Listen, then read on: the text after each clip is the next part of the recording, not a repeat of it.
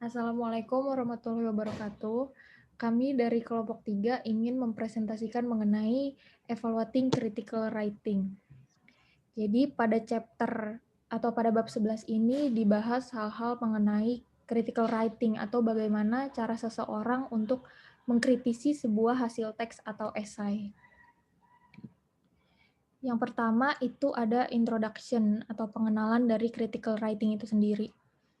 Jadi salah satu hasil dari critical writing itu adalah critical essay. Dan critical essay itu merupakan sebuah bentuk dari tulisan ilmiah yang menganalisa, menginterpretasi, dan mengevaluasi sebuah teks.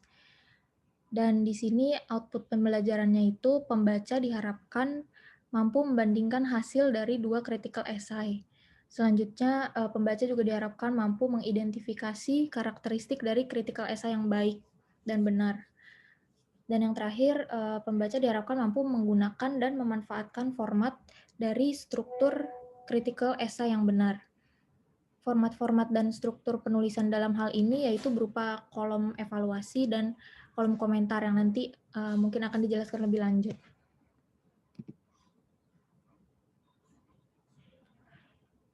Jadi dalam bab ini itu disediakan ditampilkan dua esai gitu yang mengenai hal yang sama namun dengan dua penulis yang berbeda.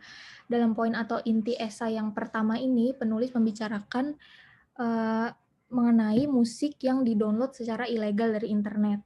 Di tulisan ini juga terdapat dua argumen yang bertentangan gitu. Yang pertama itu ada yang melihat hal tersebut sebagai tindakan pencurian dan kejahatan. Hal ini disampaikan oleh Katel.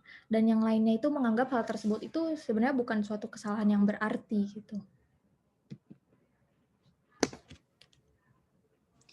Untuk evaluasi dari esai pertama, sudah dijabarkan dari esai pertama itu tidak hanya memiliki kekurangan dan kelebihan, tetapi yang pertama yaitu sebagai berikut. Penulis tidak dapat menentukan point of view-nya. Lalu, kurangnya referensi dari penelitian lain pada bidang yang bersangkutan, sehingga harusnya informasi yang dijabarkan itu bisa lebih banyak. Lalu yang ketiga, kurangnya memfokuskan pada topik utama sehingga penulis sering keluar konteks. Seperti pada esai pertama tadi itu dijelaskan bahwa penulis itu harusnya membahas tentang pendownloadan ilegal pada musik, namun ia malah membahas tentang musik pada sekolah. Lalu struktur teksnya secara umum kurang runtut. Akibat ini itu pembaca jadi harus menebak-nebak atau kesulitan menangkap maksud dari esai tersebut. Lalu penggunaan pilihan kata atau diksi yang kurang tepat. Sebagai kelebihan dari esai pertama, yaitu adanya pemberian daftar pustaka, sitasi, serta footnote yang tepat pada penggunaan referensi penulis.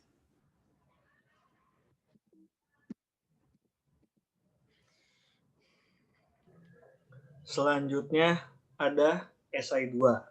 Nah, esai 2 ini berbeda dengan esai 1. Nah, dalam penulisan esai 2 ini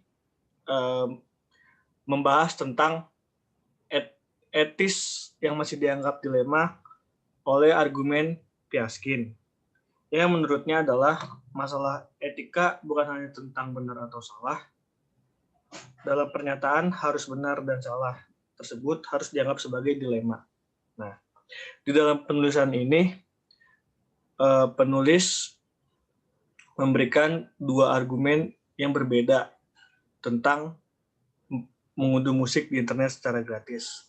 Nah, yang membuat esai ini berbeda dengan esai pertama adalah di esai kedua ini penulis menambahkan argumentasinya dengan cara menganalisisnya, kemudian dengan memperkuat dengan memasukkan data dari penelitian. Lanjut.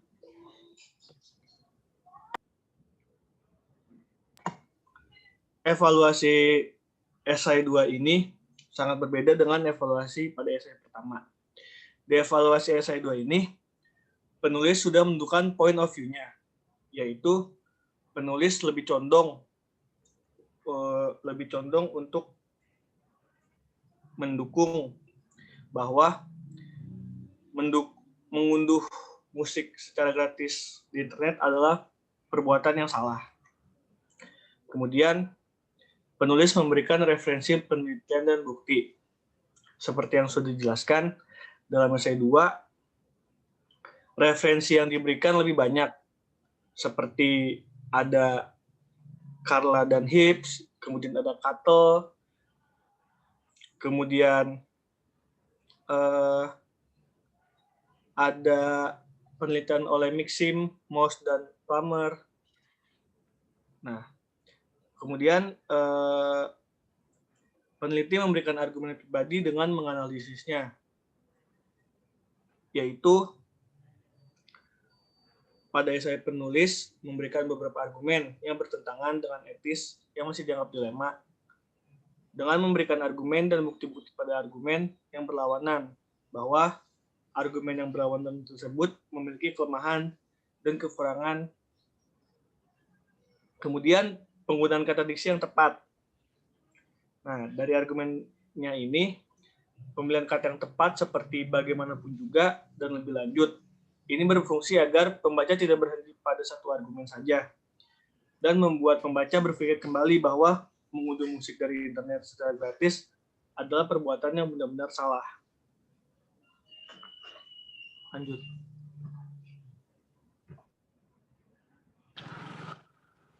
Yang terakhir, bagian summary atau kesimpulan.